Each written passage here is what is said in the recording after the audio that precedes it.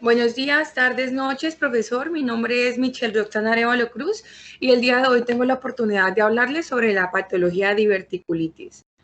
Vamos a tocar puntos específicos como es su etiología, su fisiopatología, la clasificación, cuáles son sus factores de riesgo, las manifestaciones clínicas, el diagnóstico y el tratamiento. Entonces empezamos con su etiología. La etiología de la diverticulitis no se comprende aún completamente y varía entre los pacientes. Se dice que la diverticulitis se produce cuando hay una micro o una macroperforación en un divertículo y eso hace que se liberen bacterias intestinales, por lo cual se desencadena una inflamación. En el 2017 hubo un estudio que relacionaba directamente el consumo de carne con el hecho de que aparecieran divertículos, pero pues es una teoría que hoy en día no está totalmente sustentada. E incluso antes se creía que las palomitas de maíz, las semillas, también producían eso, pero también es algo que no está totalmente sustentado. En su fisiopatología también vemos que no se comprende completamente, pero sin embargo vemos que el desarrollo de esos divertículos sucede paralelamente entre las tenias colónicas que hay en el colon, como lo vemos en esta imagen. Entonces, primero tenemos que puede producirse anormalidades estructurales, como por ejemplo, ahí vimos en pacientes afectados que hay un engrosamiento de la capa muscular circular porque hay un depósito de elastina de hasta el 200% más de lo normal. Y eso hace que se disminuyan las tenias, que se disminuya el lumen colónico por ende y que aumente el colágeno reticulado. Cuando pasa todo eso, resulta que los canales iónicos no se alteran y eso da como resultado que la pared colónica se debilite. Entonces, por eso decimos que hay una anormalidad estructural. Aquí esta imagen es como para aclarar aún mejor lo que ya había explicado. Bueno, aquí vemos que ese es el punto de mayor debilidad entre las tenias colónicas, en la tenia mesentérica y en la antimesentérica, y pues el punto donde se dan esos divertículos, que es más o menos en la base recta, es el punto de mayor debilidad colónica. También vemos que hay desórdenes en la motilidad intestinal, por eso también puede ocurrir. Bueno, el colon cuando absorbe agua y electrolitos desarrolla un proceso que se llama segmentación, que es el que vemos, por ejemplo, en esta imagen. Y pues bueno, ocurre cuando hay, por ejemplo, una presión intracolónica en ciertas áreas del colon. Entonces, digamos que él está así y la presión lo cierra. Por ende, salen esos divertículos y ya lo explico aún mejor. Aquí está la imagen. Entonces, vemos, en la diverticulitis la segmentación está bastante exagerada y provoca que haya como una oclusión de ambos extremos, lo que produce altas presiones dentro de, pues, de las mismas y por ende ocurre lo que vemos aquí en esta imagen. Entonces podemos resumir que es como la aparición de pequeñas vesículas, cuya cavidad es el lumen del colon, y eso aumenta la presión y la reabsorción, como lo vemos en la imagen. Entonces, hay estudios que han demostrado que pacientes con diverticulosis aumentan la segmentación del colon, lo que produce también un incremento de la presión intraluminal de hasta 90 miligramos de mercurio. Por ende, hace que contribuya a la generación de ventraciones. Ventraciones quiere decir que hayan hernias ventrales, lo cual vendrían siendo esos divertículos. Entonces, cuando hay una segmentación, el colon está así y esas presiones hacen que se reduzcan, como que se aprieten, por así decirlo, entonces salen esos divertículos, esas eventraciones. También decimos que puede ocurrir por una deficiencia de fibra en la dieta. ¿Cómo es eso? Entonces, lo que explicaba anteriormente, la fibra es un agente protector y cuando se consume una buena fibra insoluble, hace que la formación de ese sea más voluminosa y por ende no haya una segmentación o una presión intracolónica. ¿Por qué? Porque el tránsito es aún más rápido y eso disminuye esa presión y pues hace que la peristalsis sea como a rangos normales. Es decir, que el colon esté así, como no hay segmentación, las heces puedan pasar correctamente. Entonces, bueno, la diverticulitis se clasifica como diverticulitis no complicada y la complicada. La no complicada es la que se manifiesta más comúnmente, de un 75-80%, mientras que la complicada se define por la presencia de abscesos, de fístulas, de obstrucciones, de perforaciones, y pues lo explico aún más. Entonces tenemos, por ejemplo, unos estados, sería el 0, el 1, el 2 y el 3. En el cero podemos decir que es cuando se desarrolla esa enfermedad diverticular. En el 1 es cuando esa enfermedad es asintomática, es decir, no hay síntomas, no presenta dolor, simplemente usted mejora su dieta y pues con eso ya no avanza. Segundo, cuando la enfermedad ya es sintomática, es decir, que ya es un episodio recurrente, que ya es crónica, que tiene dolor, que tiene diarrea y aún así muchas veces se puede tratar con un tratamiento antibiótico. En el tercer caso sería cuando ya es complicada, es decir, cuando hay accesos, cuando hay inflamación, obstrucción, sangrado, fistulización, sepsis, estrecheces, etc. Entonces, bueno, en los factores de riesgo encontramos que tenemos el envejecimiento, la obesidad, el tabaquismo, el sedentarismo. El sedentarismo de por sí sabemos que lleva a múltiples enfermedades. Los malos hábitos alimenticios, como el no consumo de fibra, y pues los medicamentos, que en este caso puede ser como los opiáceos, muchos antibióticos que consumimos y no están prescritos por nuestros médicos, los esteroides también. En los síntomas, siguiente, qué pena. En los síntomas, el dolor puede ser constante y puede ser bastante persistente. Hay una hipersensibilidad de la región de la fosa ilíaca derecha, perdón, de la izquierda y por ende de la derecha. Es decir, muchas veces ni siquiera el paciente puede definir qué región del abdomen es la que le duele porque el dolor es muy grande. Se presenta una fiebre, síntomas urinarios, es decir, una hinchazón de la vejiga. Y bueno, ¿cómo lo diagnosticamos? Entonces, para diagnosticar y evaluar la diverticulitis, hacemos como una exploración o un TAC, una colonoscopía. Igualmente también podemos realizar un ultrasonido, una radiografía gastrointestinal y análisis de orina o de sangre, e incluso también se realiza muchas veces prueba de embarazo para descartar. Seguimos con el caso clínico.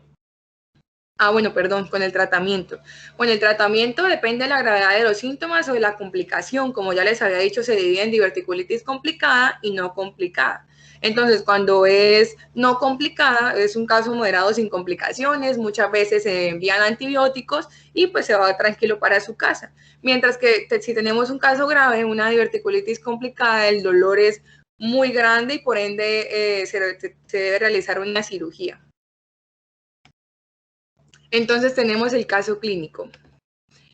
Bueno, en este caso tenemos un paciente masculino de 41 años de edad que fue al servicio de urgencias por un cuadro clínico de 12 horas de evolución que se caracteriza por un dolor abdominal en la fosa ilíaca derecha y posteriormente se generalizó en todo el abdomen.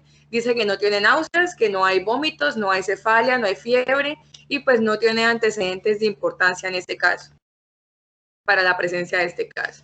Entonces, bueno, le realizamos exámenes físicos cuando llega al ingreso de la hospitalización. Entonces, bueno, se encontraba muy alerta, como ya les había dicho, no tenía dificultad respiratoria, estaba febril, su peso es de 84 kilogramos, tenía las mucosas húmedas, el abdomen globoso, es decir, inflamado, tenía dolor a la palpación en los 4 cuadrantes, como ya les había dicho, a veces el dolor ni siquiera se puede describir, por así decirlo, apuntar en cuál región porque se toma todo el abdomen. Bueno, tenía signos de Bumbler. De Bumbler quiere decir que tenía dolor en el cuadrante inferior izquierdo. Tenía signos de McBurney. McBurney quiere decir que hay una imprecisión semiológica, es decir, que el dolor es muy generalizado. Tenía signos de Robson. De Robson quiere decir que el dolor aparece en el cuadrante inferior derecho cuando se palpa el cuadrante inferior izquierdo. Casi siempre pues se da por una apendicitis. Entonces les tomamos los signos vitales. En su frecuencia cardíaca vemos que tenía 120 latidos por minuto. Como vemos, no tenía dificultad para respirar, totalmente afebril, él estaba súper alerta. La tensión arterial de 125 a 70 miligramos de mercurio y lo normal es menor de 120 a 80, lo cual está bien. Una frecuencia respiratoria de 20 respiraciones por minuto, temperatura de 37 grados, estaba bien. Exámenes físicos ya que se le realizaron, exámenes de laboratorio, sería el hematocrito, lo tenía de 44.6%, estaba totalmente normal. La hemoglobina de 11.2, es decir, un poco baja. Los leucocitos, ya teníamos 15.100 centímetros cúbicos y lo normal es de 4.000 a 11.000, es decir, que había una infección. Bueno, la primera impresión diagnóstica que se le dio al paciente fue que tenía una apendicitis aguda y una peritonitis, por lo cual se le ordenó líquido endovenoso, antibiótico y de una se envió a cirugía.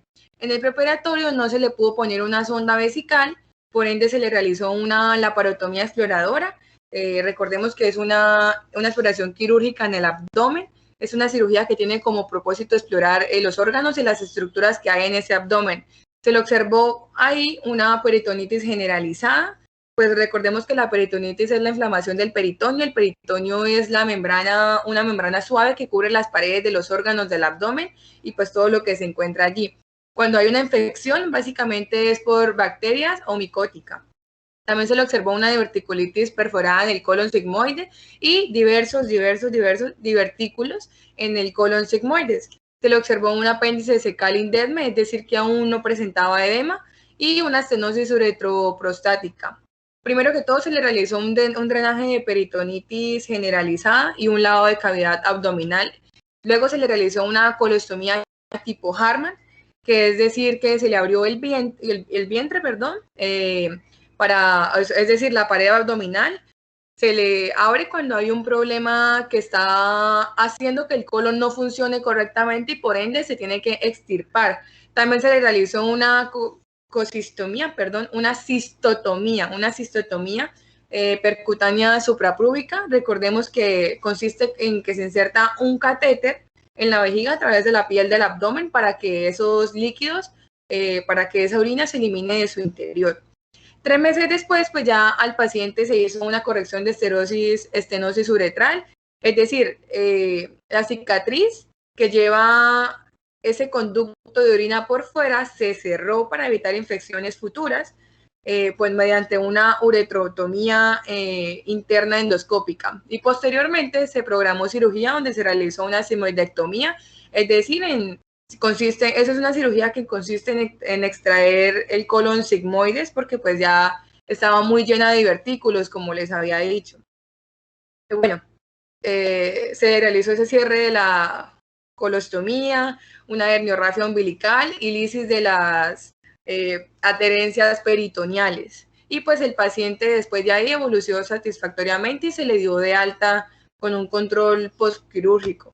Como les había dicho anteriormente, este caso clínico básicamente describió a un paciente de 41 años con complicaciones de enfermedad diverticular.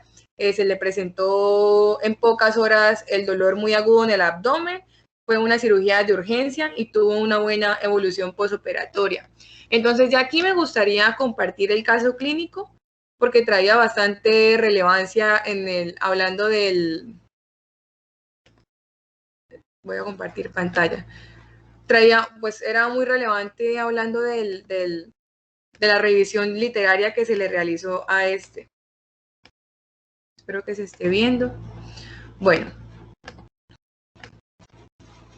Entonces, en la revisión literaria, pues lo repito, dice que la enfermedad diverticular del colon es una condición adquirida que consiste en la herniación de la mucosa a través de orificios en la capa muscular de la pared abdominal. Los divertículos se describen como pseudodivertículos porque sus paredes no están formadas por todos los planos de la pared intestinal. Es decir, o sea, es una pared bastante débil, como les había dicho, que se forman las tenias colónicas. La diverticulosis se refiere a la presencia de uno o múltiples divertículos sin evidencia de proceso inflamatorio. Cuando hablamos de la diverticulitis, ya es una inflamación de uno o más divertículos que puede aparecer con micro o macro perforaciones. Ahí la diferencia y eso era algo que quería resaltar.